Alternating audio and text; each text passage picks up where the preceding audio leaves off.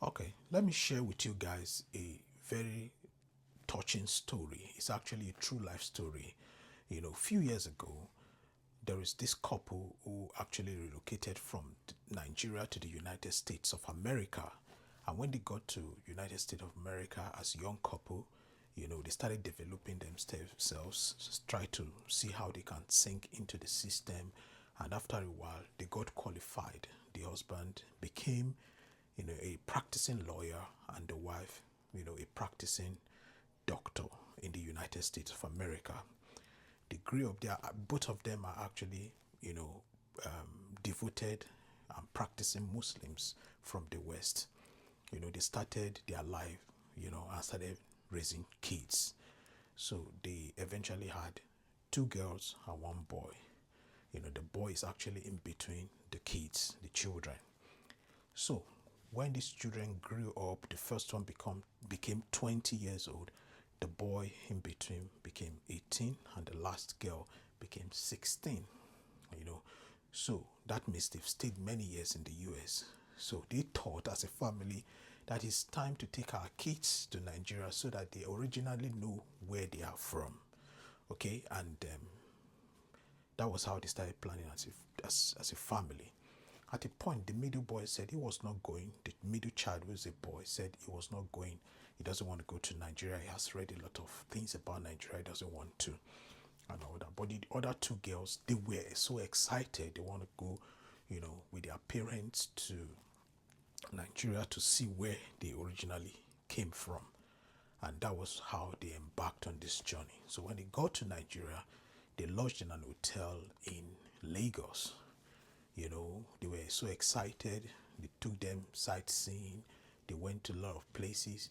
While they landed in Nigeria, no family member knew they actually came in. Only few friends in the United States, that they trust, family friends.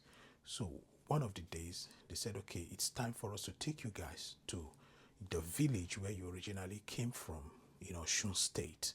And that was how they got taxi and they embarked on this journey.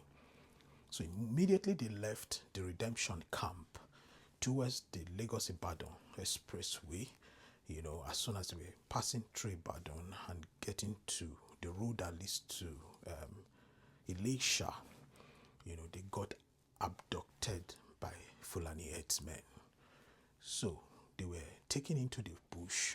They moved into the bush, trekked for so many days, and eventually they got to the place where they they saw a lot of people that have been kidnapped. In the place, a lot were going through a lot. They were actually going through a lot. So they separated the parents from the girls. They took the girls to another cell, not too far from them, but they could hear. And the woman and the husband were left together while they were trying to do a negotiation on how to get ransom from them. So while they were there, they started trying to. They were hearing their kids crying in the other side. They didn't know what was going on, and as a matter of fact, they didn't know what to do. So the only contact they gave was contact of friends and family back in the US that knew that they were coming to Nigeria, and that was how they started maltreating them in the bush. So I will leave the video, this story here, because I'm going to break it in segments so you don't get bored in this whole story. But just stay tuned and keep your eye on your phone, because I'm going to post the part 2 of this story so that you listen to the full story. I'll be back shortly. So share this video, like it and repost it, and you'll see the next part of the video. See you soon. Peace and love.